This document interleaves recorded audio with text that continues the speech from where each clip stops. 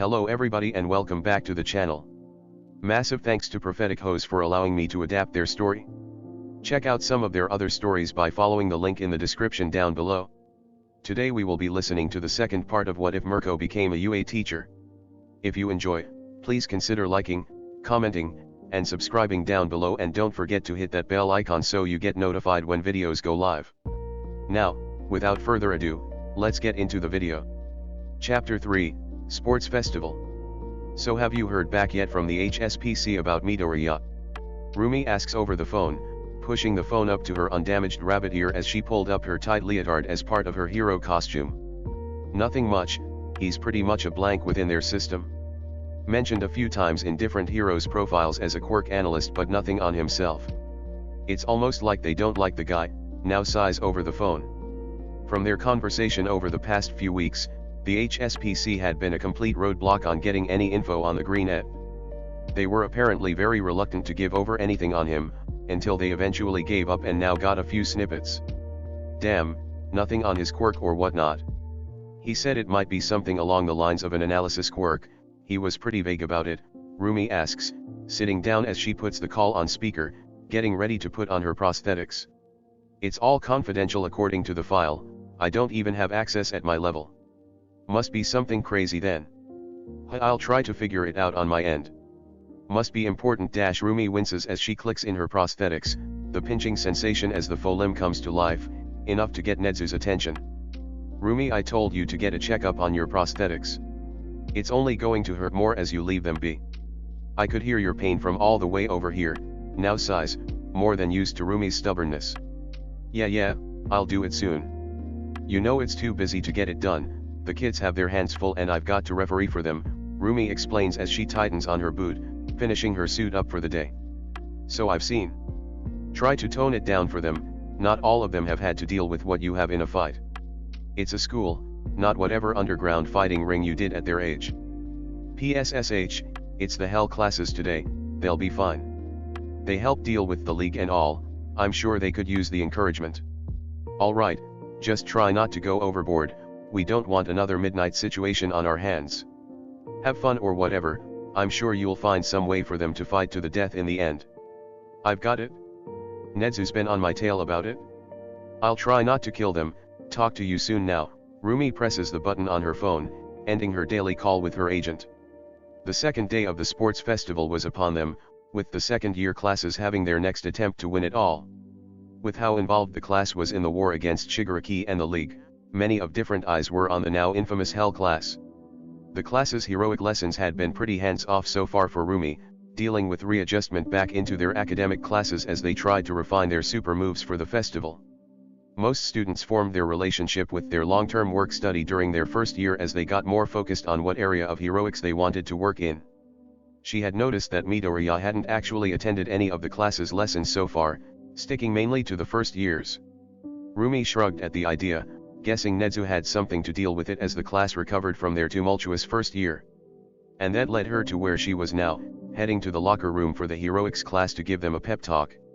She remembered seeing them stressed about the event when she brought it up, with a few having deadly determined faces as she explained what they needed to do to prepare for it. Approaching the room, she spots a now familiar greenette waiting to knock on the door, seemingly questioning if he should even knock on the door to enter. Through the time they had spent together, she hadn't ever seen him so uncertain before, even through his entire questioning process for his analysis. Hey Midoriya, what are you doing there? Rumi asks, strolling up to the quirk analyst. Hello Mirko-san. I was wanting to give them a little speech before they headed out there, Midoriya fiddles with his fingers, especially as I haven't really had the chance to talk to them as a class. Oh ho. So you're scared of the famous Hell class then? Rumi laughs, you haven't joined with me for any of their lessons so far, have you?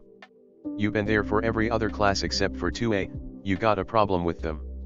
Not exactly, Midoriya ruffles his hair with his hand, a cute tick she's spotted so far from him.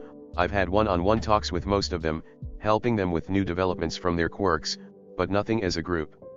So what's got you nervous about them as a group then? I know they think they're all high and mighty after they're fighting with villains after all. No. Nothing like that, it's just Midoriya stares at the door for a second before returning his gaze back at her, You'll see soon enough. Rumi gives a snort at the comment. Sure, the kids had a lot of experience, especially compared to a nerd like Midoriya, but they were still younger than him. Surely nothing could go wrong with them, she decides as she slams the door open. Midoriya nervously follows her inside as the students of TUA turn to face the pair of teachers. What's up, kids? Ready for your second sports festival? Rumi shouts, as the students dart their eyes between the two teachers. After an uncomfortable amount of silence, she figures that she should probably continue with her speech. So I know that today's a big day for your future careers, getting internships, and all that. But you'll be fine, you've had a great showing from your fights with the league. A few students wins at the mention, and all the pros know that you're ready for the big leagues. Today's your chance to show what you've got to the world. Don't be a pansy and fucking show off. Have some fun and beat some heads in. I know that's what I'll be looking for, so go out there and send your message. A few of the students give a small cheer, their nerves getting the better of them as she turns for encouragement from her fellow teacher, hoping to rope him into getting their moods ready for the festival. Only to see him even more nervous before, sweat dripping from his forehead as he looks directly into the crowd of students.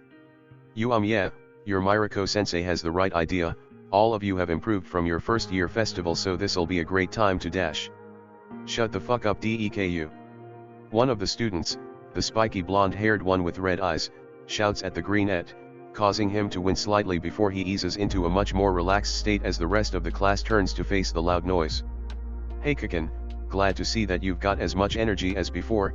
Midoriya gives a soft smile, looking at the blonde with almost a look of pride. Hee, Kikin. One of the other students giggles, getting a hard glare from the blonde as they hide back into the group of students. I don't know how the fuck you got here, Deku. But I won't listen to a thing you have to say, you little shit. Bakugo, if she remembers correctly, growls back at the teacher, letting loose a few small pops from his quirk. And that's fine, Kikin. Another set of snickers from the other students. I just wanted to let you all know how much you have improved from your previous year. You all have so much potential as heroes, and it would be a shame for that not to be shown to your future co-workers. And why should I listen to you, Deku, you worthless, useless, shitty key dash? Kikin, remember to not be rude to others. Midoriya's mood seems to shift, turning to a more familial teasing attitude. Don't make me tell Auntie about what you said. And with that, the blonde quickly shuts his mouth with a snap, shifting back into the rest of his class as a few of his classmates seem ready to ask him some questions. Sorry about that. As I was saying, now that you've had a full year to develop your different skills, across combat, rescue, and quirk usage, you'll all have your chance to show off what you've learned. Many of the pros will be looking for their future interns and sidekicks from this event, so your best chance to get the first leg up in your career starts here. And remember to always give it your all, plus ultra. Midoriya pumps his fist into the air, as most students return the cheer, the mood within the locker room in a much better state as they start to talk amongst themselves about their plans for the event. And as the teacher pair begin to make their way out of the room, a few of the students approach them. Midoriya-sensei, a brown-haired student with blush checks, asks the greenette, how exactly do you know Bakugo? Yeah. It was totally manly how you managed to get him to calm down. A spiky-haired redhead smiles, pumped up from their pep talks. Oh well, that's something for you to ask him, I'm sure he has some interesting things to say. But when you do, be sure to bring up Auntie Inko's vase first. He'll talk if you tell him that, Midoriya says with a smirk, getting a few giggles from the other students that had tagged along. But I'm sure you all have to get ready, it's a big day after all, and your Mirko-sensei and I have our jobs to attend to. So if you'll excuse me. No worries, Midoriya-sensei. Your advice about focusing on my voltage will get me to the end. A different blonde-haired student shouts. Yeah, my new acid mix will take you all out. A pink-skinned girl replies. And with that, a range of students compete about their new improvements, with even the ever-stoic son of Endeavor chiming in as he gives a nod to Midoriya. Rumi spots as he dips out of the room as the students return to their group, her watch reminding her to get out on the stage to start introducing the events. She made a mental note to ask the greenette about his connection to Bakugo, especially after her own experience fighting with him in the battle against Shigaraki in the final battle. And as Rumi walks out on the referee platform, with the cheers of the crowd going wild as she strolls up to her seat, she takes a deep breath in focus before staring up at the camera focused on her on the other side of the arena. Alright losers. Let's get started with our second year sports festival. equals equals equals equals equals equals equals equals equals equals. If Rumi was being honest, she was having a blast as the referee for the sports festival. She had watched it on the TV every now and then as a pro, never looking for interns but to see any good fights that might come from the competition. She knew that Midnight had been the previous referee, working at the past few sports festivals. And with that spot needing to be filled in, Nedzu had asked her to take the role. With her bombastic nature and fast reflexes, she would fit the role as the referee well. She already had some experience as the referee, having had her first try at it the previous day for the first year's festival. And now that she had some idea of what was to be expected, she was fully tuned in for the day, especially as these kids were now under her tutelage. Getting the crowd hyped with each of the classes walking out onto the field, she called the top scorer from last year's final exams. Despite the chaos that the war had brought onto the school, they had still managed to take their final exams once the storm had passed, meaning they could continue with their school life as smooth of a transition as they could manage.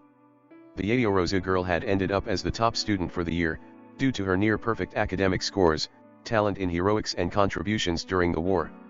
Rumi had heard of what she had done through the war, so Rumi had a deal of respect for the student representative. Leading from that, she announced the first event of the festival, a rescue competition through a fake destroyed landscape, reminiscent of what she had heard about from after the hospital raid on Shigaraki all those months ago. Rumi mentally winces at her failures there. Had she been slightly faster then perhaps many more heroes and civilians would be alive today. Shaking herself out of her regret, she explains the rules to the students. From what she had seen, most of the hero students made plans within themselves, having overheard comparisons to their provisional license exam. After a chaotic mess of students attempting to find different trinkets throughout the rubble, and an especially funny confrontation between two of the blondes from the different hero classes, the herd had been cut down to size for the next event. With a healthy 44 students left, Rumi looks down at the card she was given for the event, announcing to the crowd about the Capture the Flag event that was up next.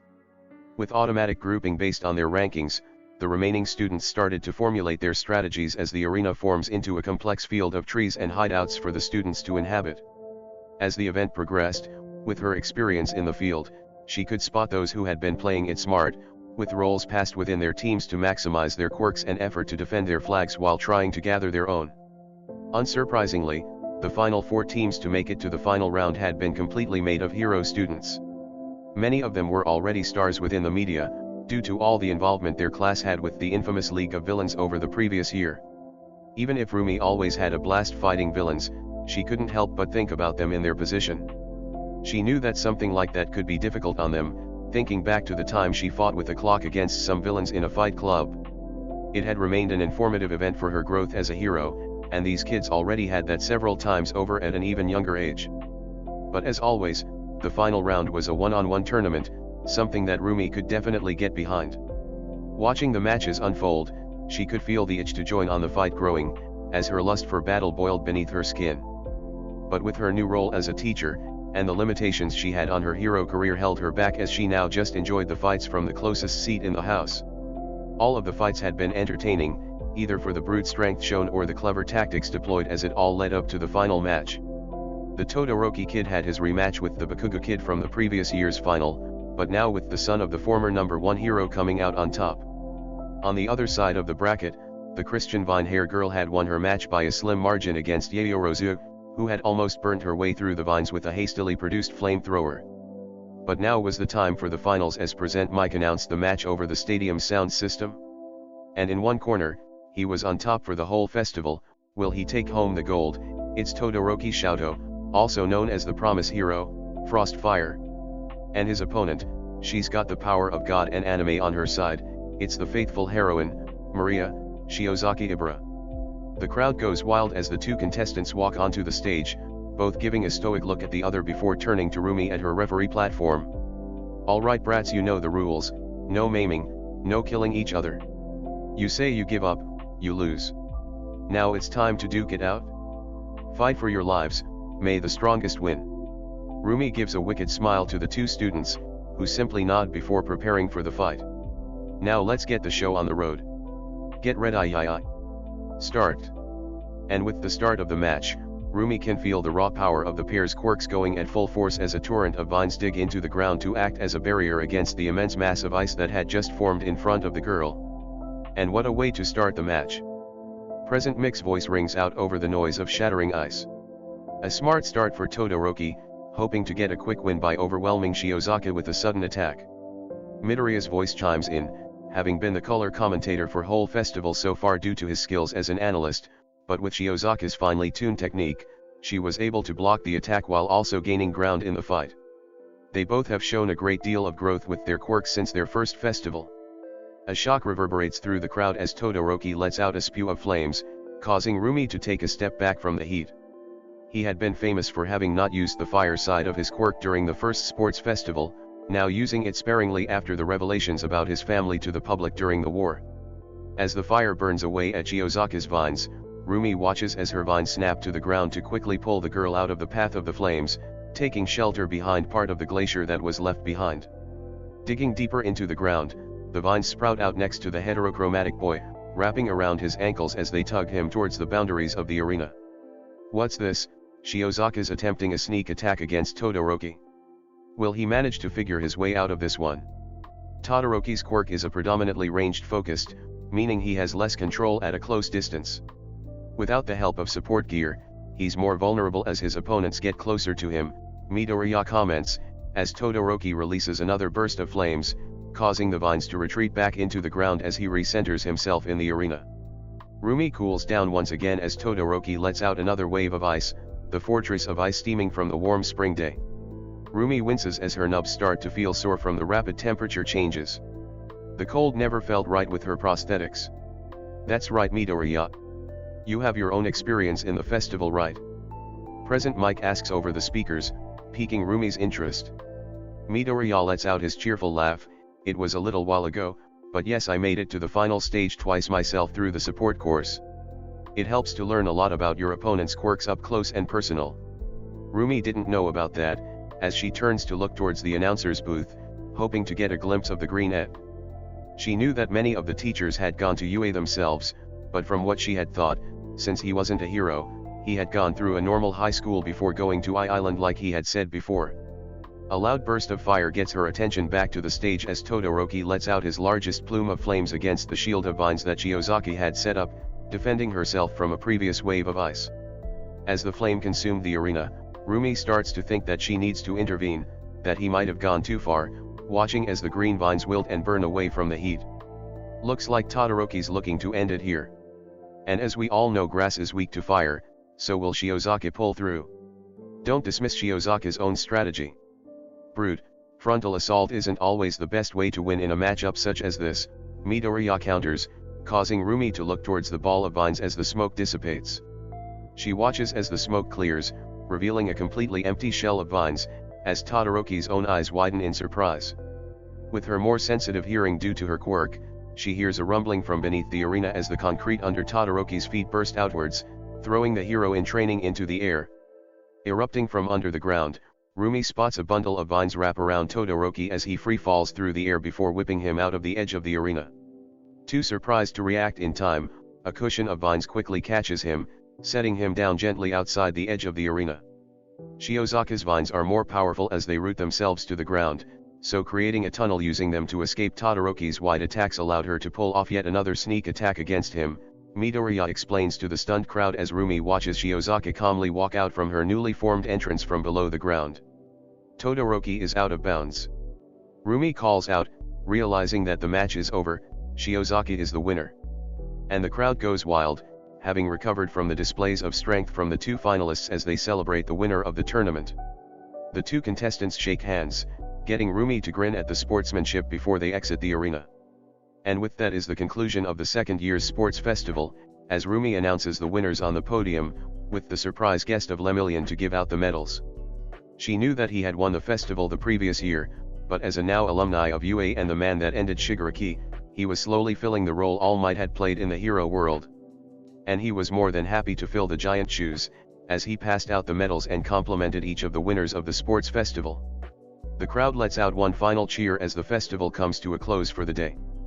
But now, She has a few new questions that she needs to ask the quirk analyst and some videos to try to find of past sports festivals.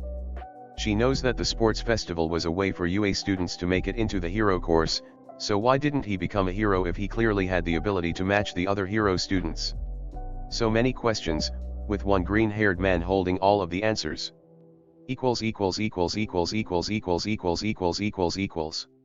Rumi walks through the empty halls of the school in the direction of the teacher's lounge as she sighs in relief. The final day of the sports festival had passed, giving an extended weekend for all of the students to recover from all of their hard work. But as a teacher, she still had a few things to go over, mainly new lesson plans to incorporate what she had seen from the festival into her lessons. Sliding open the door, the warm yellow light of the late spring day pours into the lounge, the quiet hum of an air conditioning unit working in the corner. Rumi turns to her desk, only to spot the green-haired quirk analyst scribbling at some work at his desk, a stack of papers piled up near his head. Noticing that he hadn't so much as moved since she entered the room, Rumi smirks as now was a better time than ever to mess with the greenette. Flopping dramatically into her chair, she spins over next to Midoriya as he jumps slightly from the sudden noise. Mirko-san. I didn't hear you there, Midoriya stammers, closing his notebook quickly. Relax nerd, I'm not here to kill you, Rumi leans back in her chair, and it told you none of that Mirko crap.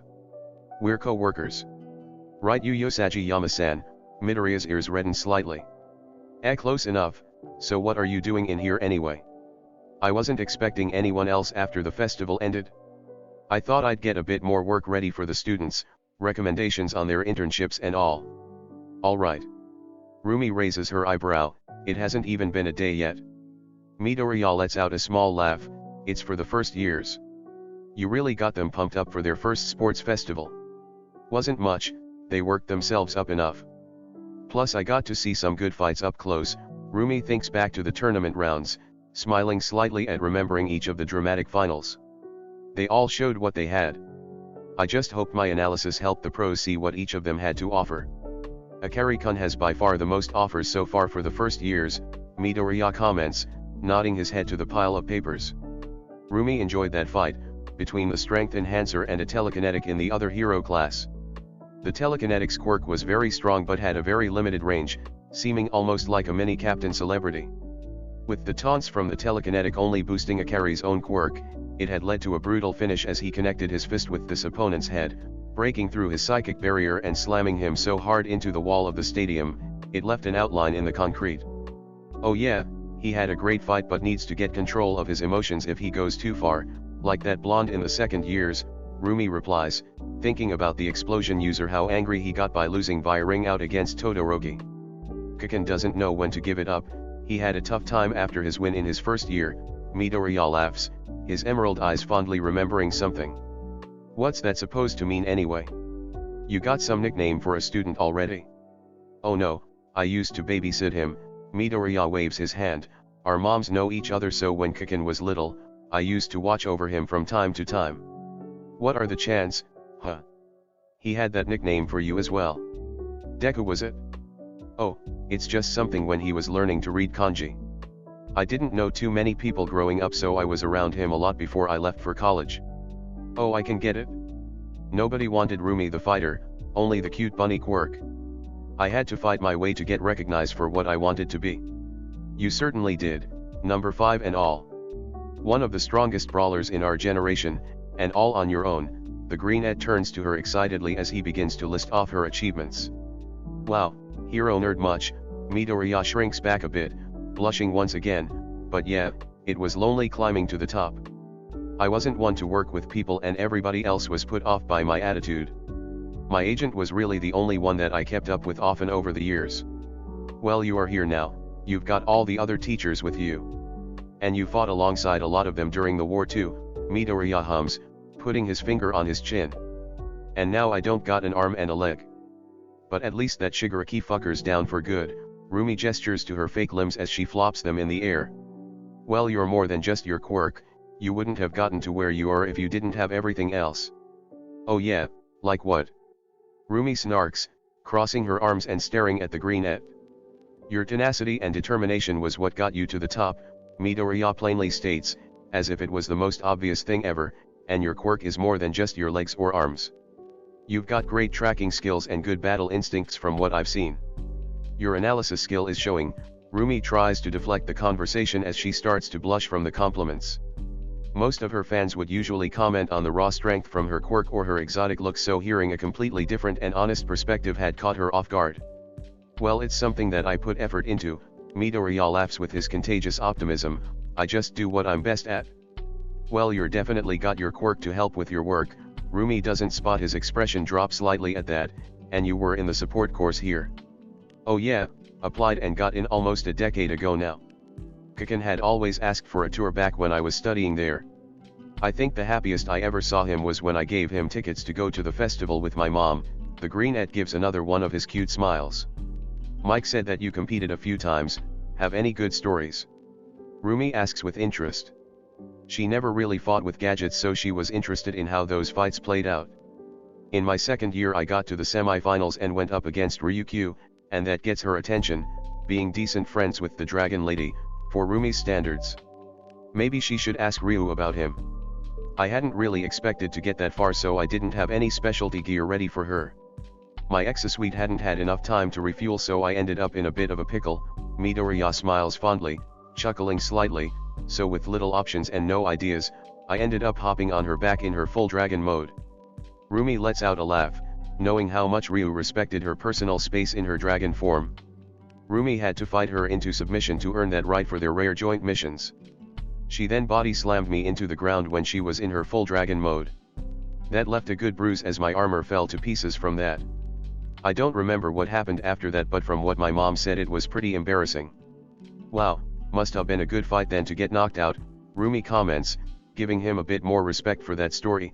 And you stayed in the support course. I always admired heroes and wanted to be one for most of my life. Midoriya chuckles nervously, but it wasn't for me. Rumi tilts her head in confusion. He wasn't giving the full story.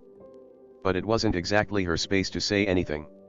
Luckily Nedzu spotted me from that and gave me personal lessons. He ended up recommending me to some people at I Island and got me my spot there. Must have been a big move. They can be some real sticklers even if their work is top-notch, Rumi snorts, flexing her prosthetic arm which had been made by those exact people. It was, but luckily, I connected well with one of the scientist's daughter. She became like a little sister to me during my years there. I worked with her and her father a lot. It got me a lot of good connections as well. Midoriya smiles fondly once again.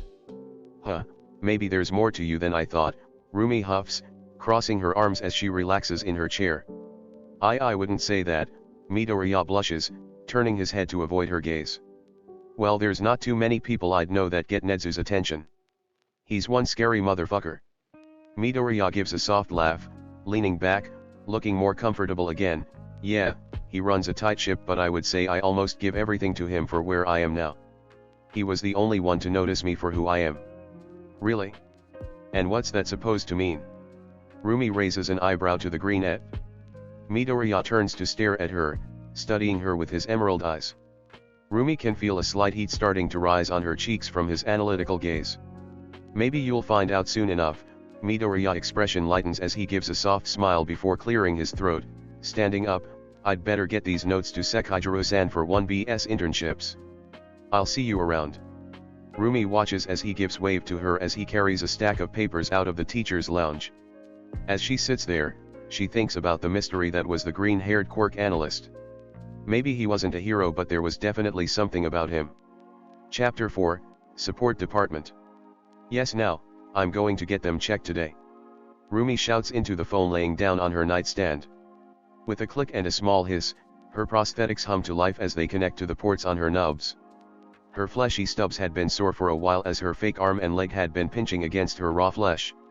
She hadn't had the chance to go get them tuned up in a while, despite how Now had been reminding her for the past month. So what if she wanted to be the referee for the sports festival? It was fun all the same. Good.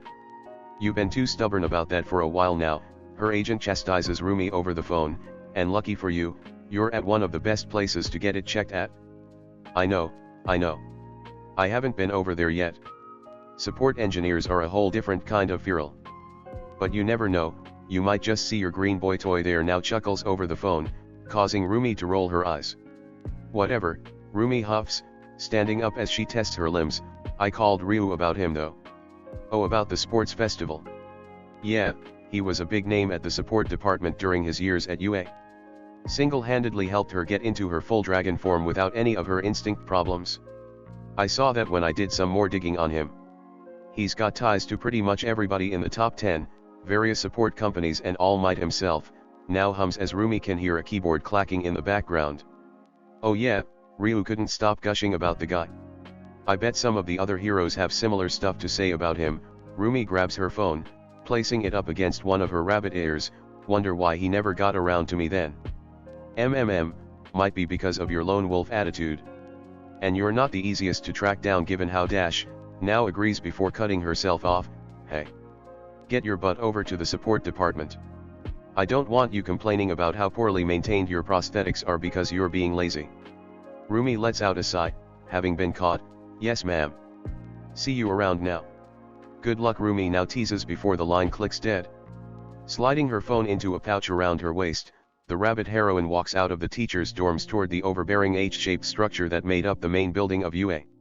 To this day, Rumi still found herself looking up at the hero school with a level of awe, with how prestigious the building was alongside its numerous achievements.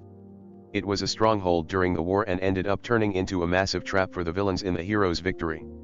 How something as relatively unassuming as this campus could turn into a flying fortress without a thought still boggled Rumi's mind. She hoped it stayed down on the ground.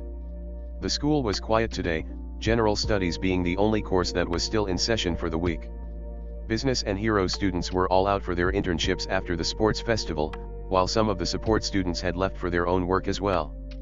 But from the memo she had received, the support department was still open, so Rumi sent in a message about repairs for her prosthetics while she was on downtime. Finding the large metal door identifying the development studio, Rumi takes a deep breath as she prepares to slide open the door. But with a twitch of her ear, she picks up something from the other side of the door only to be caught off guard as the metal plate that made up the entrance was blasted off its hinges straight towards the rabbit heroine. With no time to dodge, she braces for the blow, feeling a massive force crash into her torso sending her to the ground. May. What did I say about making the first thing that comes to mind? You could have hurt someone, a familiar voice shouts from close by as Rumi recovers from the dizzying blast. Ho ho ho, but Midoriya-sensei, a different, crazed voice calls out from farther away, I can't just leave those ideas behind. All my babies need to be created in their own right. As the smoke clears from the explosions, Rumi notices the steel door imprinted on the wall behind her while a weight rests on top of her. Tilting her head up, she spots the fluffy green hair of her fellow teacher. And as he turns to look at what was under him, his face turns a bright red as he takes in their suggestive situation. So sorry Mirko-san. Midoriya stutters as he quickly pushes himself off her, dusting himself off before lowering a hand to help her up. May can be a bit of a handful. I heard that. Don't worry about it, I've been hit by worse before. Rumi laughs it off, reaching up for the hand extended to her as she's yanked onto her feet, much to her shock. Wow, you're a lot stronger than you look, Rumi mutters, stunned as Midoriya walks back into the studio. Taking a moment before walking inside, she gets her first look into the support department here at UA. She never really took any looks into this field of work, depending mostly on her own strength to survive as a hero. Even after she got injured, the HSPC just sent her the prosthetics themselves rather than her approaching some support engineer for the task. Given how she was relevant in the plan to take down All for One, she had received her prosthetics from I-Island, to make sure she was at the top of her game for the final war. Where's the little guy then? Rumi questions as she wanders into the near-empty workshop. I was told he could tune up my new limbs. Power loader, she hears Midoriya's voice ring out from somewhere in the cluttered studio. He's out with a student from 1B for their internship, a promising student for a hero support bridging program. Oh, they're gonna be a crazy one if that pans out right, Rumi nods, remembering the fleet of drones during a battle trial with 1B, but then what are you doing in here? Oh, I'm a teacher for the support course if I'm not with the hero students, the greenette cheerfully replies as he echoes throughout the room. Power loader asked if I could babysit May while he was out though. She's always in here. Rumi nods, remembering how he said that he was an alumnus of the support department at UA. It made sense that he would then help out with the feral goblins that made up those nut jobs. Wait, did that mean that Midoriya was one of those gremlins too? Who's May? Rumi raises an eyebrow, having only heard a different voice from when the door exploded in on itself. "That's me," a pink blur darts in front of the rabbit heroine with surprising speed, startling her. "Do you need any babies?" "Babies?" May means her inventions. Midoriya responds as the newly named May nodded enthusiastically. "Nah, I'm just here for a check-in on my prosthetics. They've been acting up a bit recently and I need to be at the top of my game for the kids when they come back." Rumi motions to the near-perfect replica of her missing left arm. "Humph, you're boring. Go check in with Muscles, he's the one that deals with that." May pouts before dragging Rumi into a different section of the workshop, right where Midoriya was tinkering on something. "Who do you mean by Muscle?" Rumi starts to question before taking in the full figure of Midoriya. And it was not what she was expecting from the unassuming quirk theory teacher. Because he was buff? Muscles was right, as they were pulling against the seams of the short black shirt he was wearing under a pair of green overalls. A pair of golden and orange goggles sat on his fluffy green curls as he turned to face the rabbit heroine. With a clunky red tool belt and a large pair of matching red combat boots, he gives a bright smile to Rumi as twin smears of grease laid across his cheeks. His normal teaching clothes did a good job at hiding this great view. From what Rumi could see, it looked like he could pick her up easily with his bulging biceps as he wiped some sweat off his forehead. He could probably grab her by the waist and pin her against the wall as he... Whoa. Where the fuck did those thoughts come from? Mirko-san. Midoriya tilts his head to the side, now looking like a confused green puppy. It was unfair of him to have that cute face on top of that ripped body. How didn't she spot it earlier? It made sense though, having to deal with hero students and the heavy machinery of a support workshop. And if his quirk didn't give him any kind of strength or body enhancement, he probably needed to do some work to improve his body. What kind of gear did he make to require that kind of build? Yosaji Yama-san. Midoriya asks again, now with the blush rising once again across his face as Rumi prodded his arms. Why the fuck do you have these kind of muscles? Rumi looks up at the blushing greenette, a cute strawberry then.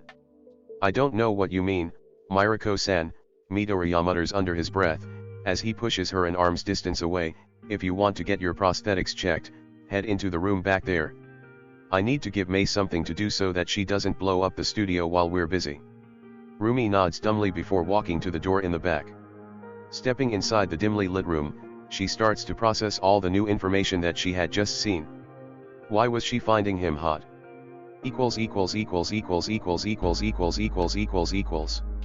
Seriously, how did I not see how attractive he was?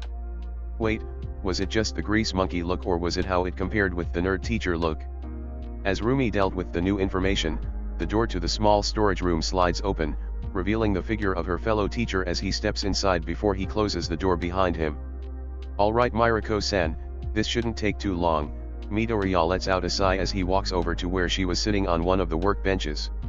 From the brief encounter she had with him before she entered the room, she does manage to spot a new layer of ash and oil covering his clothes and face. And for some reason, it was turning her on slightly. So what seems to be the problem then? Midoriya looks up at her, having pulled out a tablet from who knows where. The blue glow from the screen shines against his face, illuminating his emerald green eyes and sun-kissed freckles. The heavy thuds of his footsteps as he walks closer, his towering powerful figure standing over Rumi's smaller one. Rumi clears her throat, shaking herself out of her thoughts. My prosthetics have been a little tight when I've been putting them on in the morning.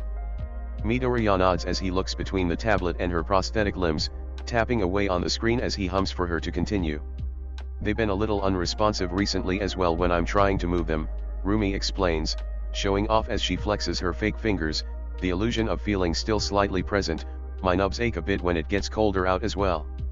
That makes sense, the prosthetics haven't been made to deal with extreme temperatures, just high durability environments, Midoriya mutters as he sets down the tablet on the table next to her, pulling his attention to the rabbit heroine.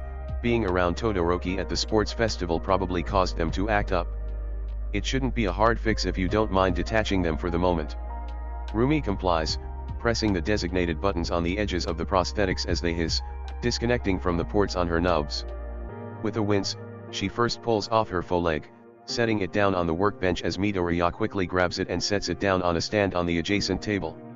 She watches in amazement as Midoriya grabs a few tools off his belt and starts to pull apart the complicated device, adjusting a segment here and there as each panel is taken off with expert precision. Spotting his hand reaching out to her, she quickly detaches her left arm, suppressing the pain from the pinching connection as she hands over the faux limb. And just as quickly, he sets it down on a different stand to hold it in place as it glows slightly under the dim lights of the room. So, Rumi tries to pick up a conversation, not wanting to sit in silence as she watches the greenette go to work. Why are you the one dealing with these adjustments? I know you went to I-Island and all that and my prosthetics were made by those nerds, but that doesn't mean you have to be the one to deal with them. Midoriya lets out a small laugh as he reattaches one of the panels back onto her faux leg. Well, the main reason why I'm best suited to run diagnostics on them is because I was the nerd who designed them. Really? Rumi's eyes widened in surprise. It almost seemed like there wasn't a corner of support world that he wasn't a part of. You made them and didn't tell me when we met each other? I'd have to give you a fucking gift basket or something. You pretty much saved my ass after the war. It's nothing. Midoriya waves a free hand at her, dismissing her comments as he moves over to the prosthetic arm. I'm just glad that you're able to be a hero again. It's what my job is for after all. Man, you're really understating your work, huh? Rumi huffs, crossing her one arm under her chest. Your work is seriously impressive. I heard from Ryu about what work you did when you were here in UA. It's nothing to scoff at apparently. Really, it's not much. Midoriya gives off a weak chuckle as he continues to tinker with her arm. Anybody could have done it as well if they put in the time and effort. Rumi watches at the green-haired man work with a confused look on her face. He seemed dead set on dismissing his own accomplishments. Hell, even she could admit that she could never do something like this in a million years. All she was good for was to take down some villains and a few calendar shots here and there. Alright, sue her, the money was great for those kinds of pictures. And it was fun to rope Ryu into it as well. The Dragoness was always shy about it.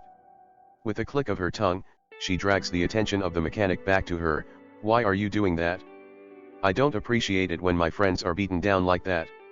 It's not a good look. What are you talking about? Midoriya drops the tool in his hand in surprise with a pink tint present on his cheeks. Friends. Rumi stops herself before she can continue. Are they friends? She'd say so after working with him for these past few months. He's at least earned her respect from all the stuff he's done, not even counting the work he's put in for her without Rumi realizing it. Yeah, sure. And that's not something you can take back, Rumi teases with a flashy smirk. I just never really thought about it like that.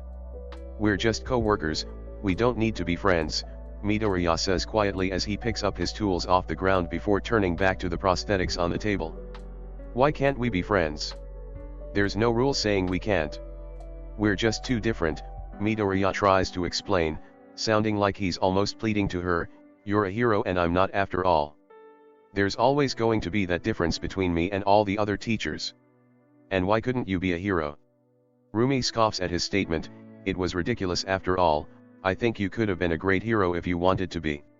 No, I couldn't, he says coldly, shutting off the conversation with the bluntness in his voice. He was stating it almost like it was a fact of the universe. Rumi watches on in silence, not sure how to continue their conversation without getting herself involved in too many of his problems. He was working on the prosthetic limbs she needed to be able to get around after all, and it would be a problem if he stopped right here. Despite how she portrays herself to the public and how she actually acts in reality, Rumi likes to think that she knows the minimum on how to deal with situations like these. All she knew growing up was how everybody wanted to be a hero. Everybody knew that they could be one, only if they put in the effort. That was what turned everybody off from it when it came around to applying to hero schools. But she found it strange how Midoriya was acting. Competing in the sports festival when he was a student, working with Nezu and all of these heroes, creating all kinds of support gear for heroes. Even with a physically weak quirk